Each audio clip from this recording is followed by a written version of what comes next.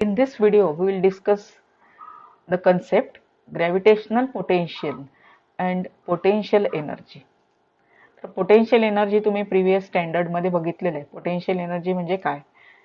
तर potential energy म्हणजे आपण असं डिफाईन केलं होतं की बॉडीला पोझिशनमुळे किंवा कॉन्फिगरेशनमुळे आलेली एनर्जी. ग्रॅव्हिटेशनल पोटेन्शियल हे लोकेशनवरती आपण डिफाईन करतो. लोकेशनला बॉडीचं पोटेन्शियल आपण डिफाईन करू शकतो. पोटेन्शियल एनर्जी आपण सिंगल बॉडीची डिफाईन करू शकत नाही. It is for system of bodies.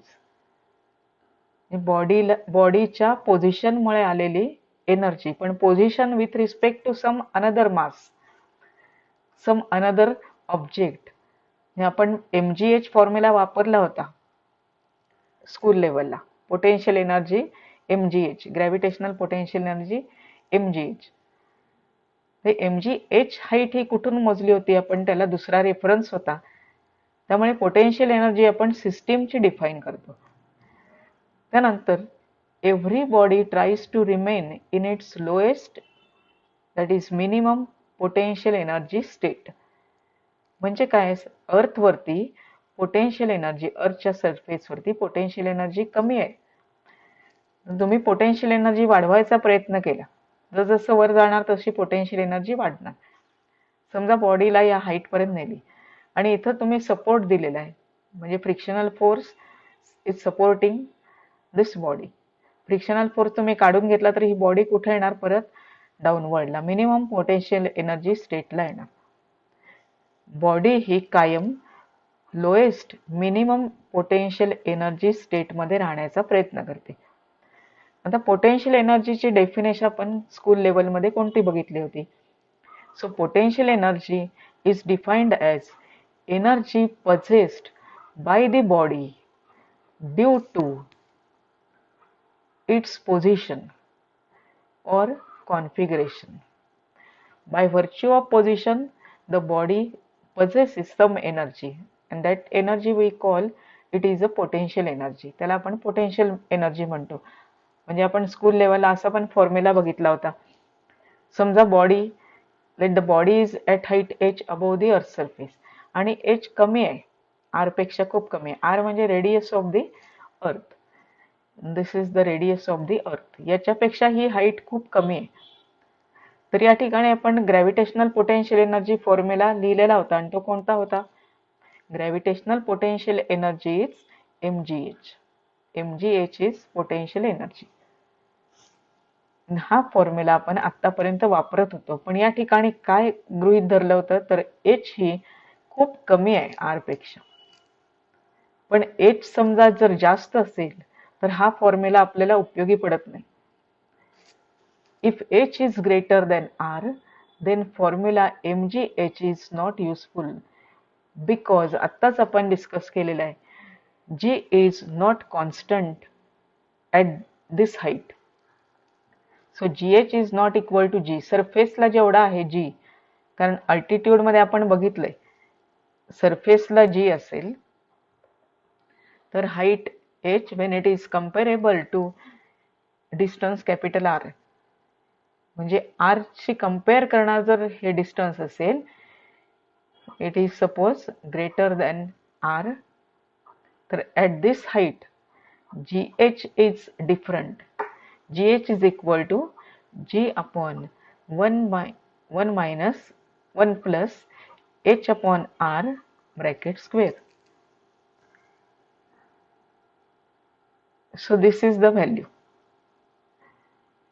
म्हणजे या ठिकाणी या हाईटला G ची व्हॅल्यू वेगळी येणार.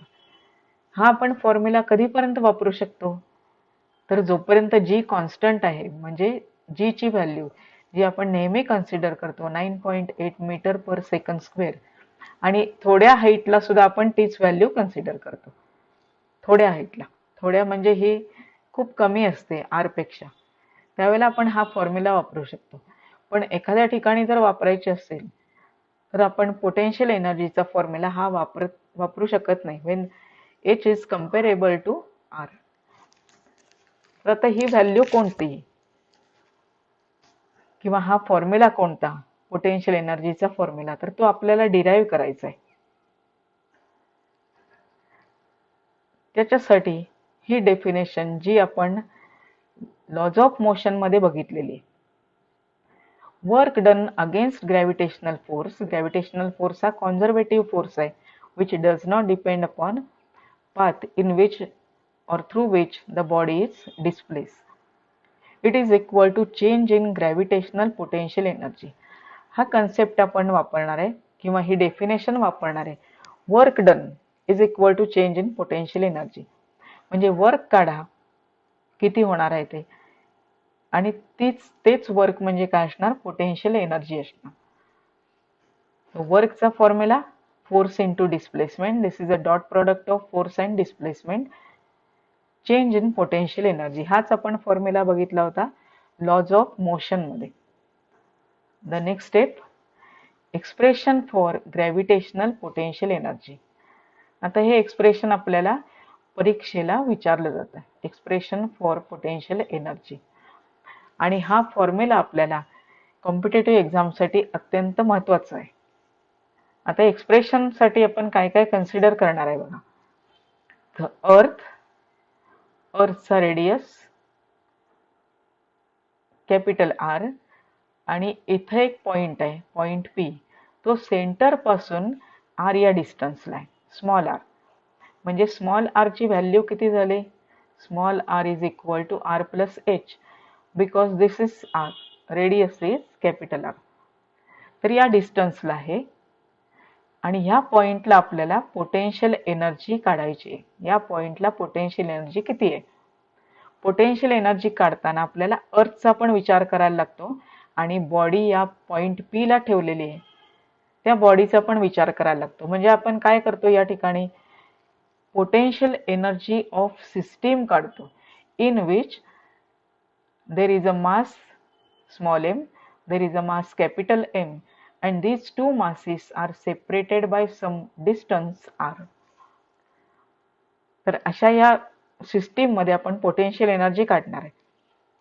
मग त्यासाठी काय केलेलं आहे, तर सुरुवातीला तो ऑब्जेक्ट इन्फायनाइट डिस्टन्सला ठेवला, आणि त्याच्या पाथ मध्ये आपण हे दोन पॉइंट्स ए बी दाखवलेले आहेत. हे कशासाठी दाखवलेले आहेत, तर हे पुढे आपण सॉल्व्ह करताना समजेल. Consider initially the body of mass m is at infinite distance. इन्फिनिटीला ठेवलेला आहे, इन्फायनाइट डिस्टन्सला ठेवलेला आहे, म्हणजे सेंटर पासून खूप लांब अंतरावरती.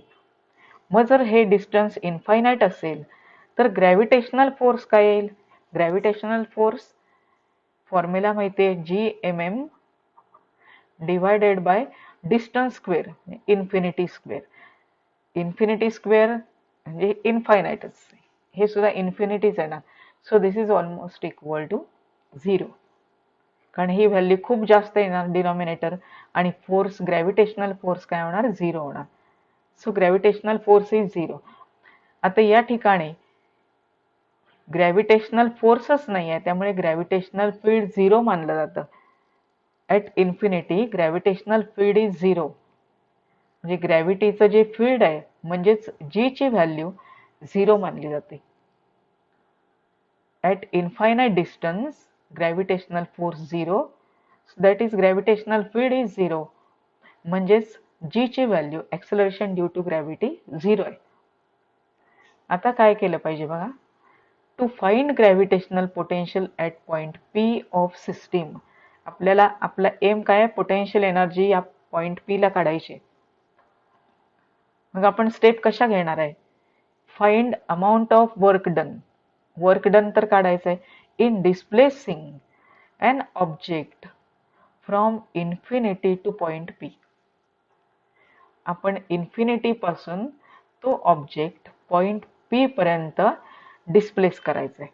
आणि याच्यात महत्वाचा पॉइंट काय आहे बघा, इथं लिहिलेलं नाही पण तुम्हाला माहिती आहे, तो ही डिस्प्लेसमेंट जी करणार, ही डिस्प्लेसमेंट त्यावेळेला त्या बॉडीचा स्पीड हा कॉन्स्टंट असला पाहिजे. So there is no change in kinetic energy. Kinetic energy स्पीडनुसार बदलते. स्पीडच बदलायचं नाही आहे तुम्हाला. So bring this mass or object from infinity to point P without changing the speed. आणि मग हे डिस्प्लेसमेंट त्याच्यासाठी किती वर्क लागलं हे काढायचं. Find amount of work done in displacing an object from infinity to the point P. So here infinity, very large distance from center O. आता या केसमध्ये काय होणार आहे बघा. जस जसा तुम्ही मास इथं आणत जाणार या पॉइंट पी च्या जवळ, त्यावेळेला सेंटर पासून डिस्टन्स बदलणार आहे मासचं. आणि जर सेंटर पासून डिस्टन्स बदललं तर ग्रॅव्हिटेशनल फोर्स सुद्धा बदलणार आहे. As we move towards point P, gravitational force goes on varying. कारण डिस्टन्स कमी कमी होत जाणार आणि फोर्स काय होत जाणार, वाढत जाणार. कारण पहिला आपण इथं फोर्स किती घेतला होता, 0 घेतलेला. आता तो 0 राहणार नाहीये. जस जसा हा अर्थच्या जवळ येत जाईल तस तसा फोर्स वाढत जाणार, म्हणजे चेंज होत जाणार, व्हेरिंग. आणि जर फोर्स व्हेरी होत असेल तर त्या फोर्स पासून येणारं वर्क कसं काढलं जातं. Work done by varying force is obtained by 2 methods. ज्या आपण मेथड्स मागच्या टॉपिक मध्ये बघितलेल्या आहेत. One is integration method and the second is graphical method. तर यातली इंटिग्रेशन मेथड वापरून आपण हे सॉल्व्ह करायचंय. So we use method integration to calculate work done by varying force. आता इंटिग्रेशन मेथड वापरण्यासाठी आपल्याला एका स्मॉल डिस्प्लेसमेंटला वर्क काढून घ्यायला लागेल आणि ते नंतर मग इंटिग्रेशन मध्ये आपण सोडवून over the limits we can find the amount of work done, final amount of work done. So consider initially the object is at point A at a distance x. म्हणजे या ठिकाणी ऑब्जेक्ट आहे तो distance x ला आहे, centre पासून x ला आहे. and then displaced through very small distance dx. आणि तो dx या डिस्टन्स मध्ये काय केलेला आहे, डिस्प्लेस केलाय. सुरुवातीला a या पॉइंटला आहे x डिस्टन्स सेंटर पासून. मग तुम्ही हा फोर्स काढू शकता आणि डिस्प्लेसमेंट dx ही अतिशय लहान डिस्प्लेसमेंट आहे in which the force remains constant. So we can find small work done. आता हे वर्क डन नेहमीचा फॉर्म्युला वापरून काढायचा आहे. Work done dw is equal to F dx आणि एफ चा formula gmm upon x square because the distance is x from the centre. So gmm upon x square dx. Work done during displacement from infinity to r. म्हणजे ह्या point पासून p point पर्यंत. P point हा किती डिस्टन्सला आहे, centre पासून r डिस्टन्सला. आणि P डॅश पॉइंट इनफायनाइट डिस्टन्सला आहे.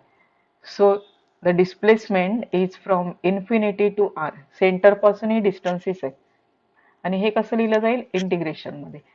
w is equal to integration dw. आता dw चा फॉर्म्युला इंटिग्रेशन मध्ये पुटअप करायचा आणि लिमिट्स काय आहेत, infinity to r. So infinity to r gmm upon x square dx. यातल्या कॉन्स्टंट टर्म बाहेर घ्यायच्या आहेत आणि नेहमीचा फॉर्म्युला इंटिग्रेशनचा स्टँडर्ड फॉर्म्युला वापरायचा आहे आणि सोडवायचा आहे. So gmm capital M small m 1/x square dx. आता नेहमी इंटिग्रेशन काढताना आपण काय करणार आहे, x पॉवर ही -2 घेणार. कारण डिनॉमिनेटरला जर असेल तर तो न्यूमरेटरला घ्या आणि त्याचा फॉर्म्युला तयार करा आणि त्याप्रमाणे लिमिट सबट्रिब्युशन करून फायनल आन्सर काढायचं. So formula for integration x raise to -2 आहे. So x raise to -2 plus 1 होणार आणि ही जी व्हॅल्यू आहे तीच डिनॉमिनेटरला येणार. म्हणजे आपण फॉर्म्युला कुठला वापरला, integration x raise to n dx is equal to x raise to n plus 1. आपल्याला मॅथमॅटिकल मेथड्स मध्ये फॉर्म्युला दिलेला आहे अपॉन n प्लस 1. तो फॉर्म्युला इथं वापरला. Over the limits infinity to r. आता पुन्हा ही व्हॅल्यू काय येणार, -2 + 1 झाले -1, म्हणजे ऍक्च्युअली मधली स्टेप लिहिलेली नाही, x⁻⁻1 अपॉन -2 + 1 डिनॉमिनेटरला म्हणजे -1. आता हे -1 वापरलेलं आहे इथं, -1 आपण लिहित नाही त्यामुळे मायनस साइन, आणि हा x न्यूमरेटरला जो आहे तो डिनॉमिनेटरला घेतला, सो x⁻1 झाला, +1, त्यामुळे हा नुसता x लिहिलेला आहे. So this is nothing but -1/x, आणि ते -1/x इथं लिहिलेलं आहे. लिमिट्स अजून सबस्टिट्यूट करायचे. आता लिमिट, अप्पर लिमिट सुरुवातीला घाला, मायनस लोअर लिमिट घालायचंय आणि सोडवायचं. सो GMM -1/r मायनस 1/∞ असं आहे ना, आणि 1/∞ म्हणजे 0, म्हणजे फक्त हेच राहिलं. So it is -1/r. So this is the work done, that is gravitational potential energy is minus gmm upon r. This is the formula.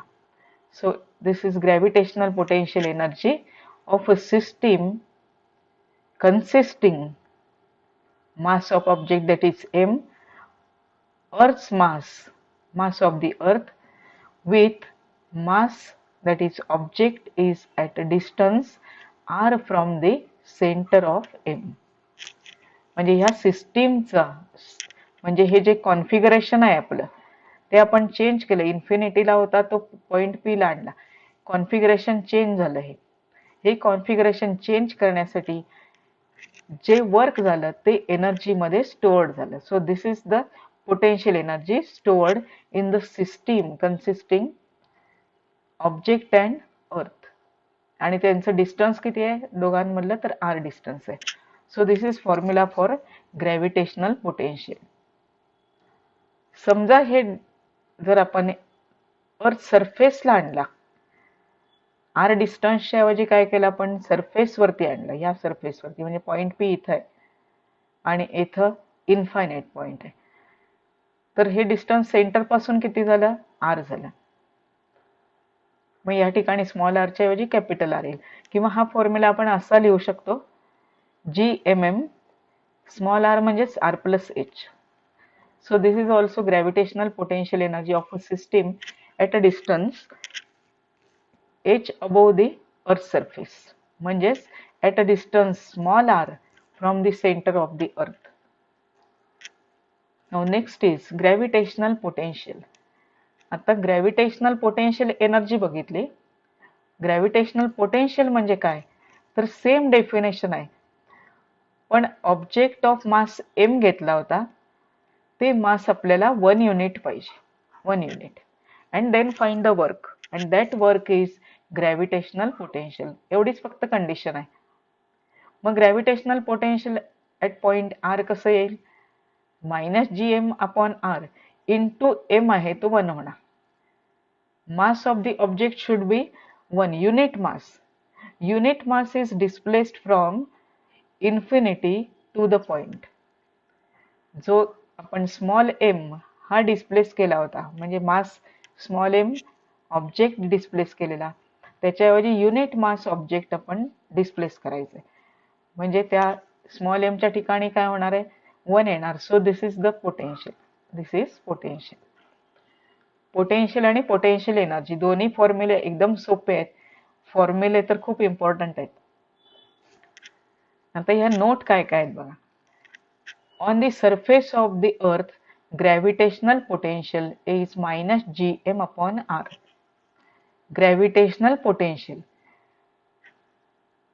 Next is on the surface of the अर्थ gravitational potential energy of system, की ज्याच्यामध्ये capital M पण आहे आणि दुसरा object पण आहे ज्याचं मास m दिलेला आहे, स्मॉल दिलेला आहे. So it is -gmm/r.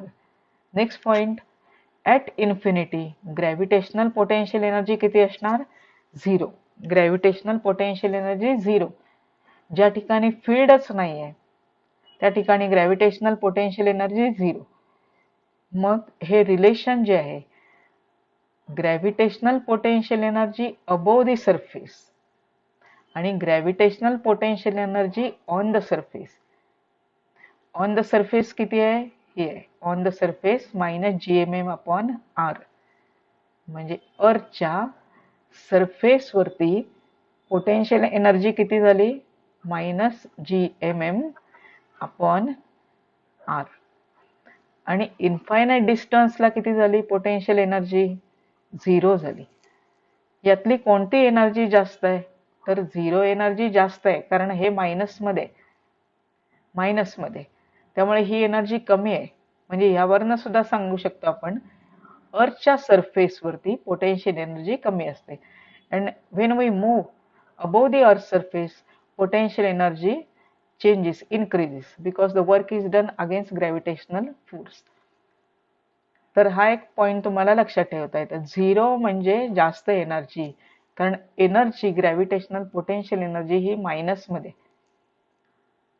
मायनसमध्ये, because work done against, so this is in negative term. म्हणून इन्फिनिटीला पोटेन्शियल एनर्जी जास्त म्हणतो आपण, सरफेसला पोटेन्शियल एनर्जी कमी. Gravitational potential energy of system. आता हा फॉर्म्युला पोटेन्शियल मध्ये कसा लिहिलाय बघा. Gravitational potential at a point into mass, so -gm/r into m. हा एक फॉर्म लक्षात ठेवता येतो. आणि हे लक्षात का ठेवायचं? कारण सेम एनालॉजी तुम्हाला इलेक्ट्रोस्टॅटिक पोटेन्शियल आणि इलेक्ट्रोस्टॅटिक पोटेन्शियल एनर्जी मध्ये 12वीला वापरायचं आहे. तर सेम आपण तिथं वापरणार आहे, फक्त इथं ग्रॅव्हिटेशन आहे, तिथं इलेक्ट्रोस्टॅटिक्स आहे. म्हणजे इथं कॉन्स्टंट बदलतो, मासच्या ऐवजी चार्ज येतात, आणि त्या पद्धतीने फॉर्म्युला तुम्हाला सिमिलॅरिटी, म्हणजे काहीही पाठ करायला लागत नाही, इथला कन्सेप्टच तिथं वापरायचा. So gravitational potential energy is -gmm/r. त्यातला -gm/r म्हणजे ग्रॅव्हिटेशनल पोटेन्शियल इंटू मास. तर हे तुम्हाला सरफेस वरती काय मिळेल? आता हा ॲट अ डिस्टन्स r आहे, at r from centre of the earth, that is r is equal to r plus h. आणि जर तो सरफेस वरती लिहायचा असेल तर स्मॉल r च्या ऐवजी कॅपिटल R घालायचा. आता आपण जो फॉर्म्युला लिहितो mgh, तो फॉर्म्युला पण आपण सोडवू शकतो, म्हणजे तो फॉर्म्युला यावरनं सुद्धा काढता येतो. So the connection of potential energy formula with mgh हा कसा लिहिता येईल बघा. सरफेस वरचा पोटेन्शियल एनर्जीचा फॉर्म्युला, इथं कॅपिटल R घेतलेला आहे. त्यानंतर ॲट हाईट h वरचा म्हणजे स्मॉल r मधला तो फॉर्म्युला आपण स्मॉल r च्या ऐवजी r प्लस h घालून लिहू शकतो. म्हणजे ही दोन इक्वेशन्स झाली. यातलंच जी सेकंड टर्म आहे ही जास्त आहे वरच्या टर्मपेक्षा, कारण हाईट जशी वाढत जाणार तशी पोटेन्शियल एनर्जी वाढणार आहे. So what is the difference? Increase in potential energy. कितीने वाढ झाली हे कसं काढू शकतो आपण? सरफेस वरती आहे ती -gmm/r आणि हाईट h ला किती आहे? हाईट h तर -gmm/r प्लस h ही वाढली आहे. किती वाढ झाली हे काढण्यासाठी तुम्हाला डिफरन्स घेतला पाहिजे.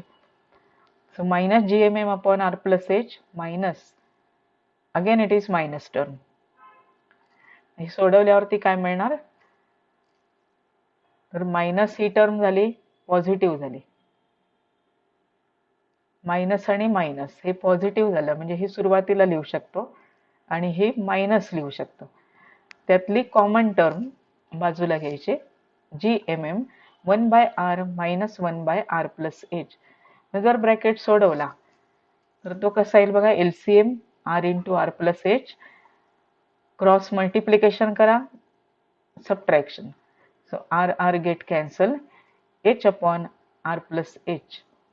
आणि हे पुढं सोडवलं तर व्हॅल्यू काय मिळेल बघा. h ही टर्म खूप कमी आहे, h is actually very very less than r, so h is negligible.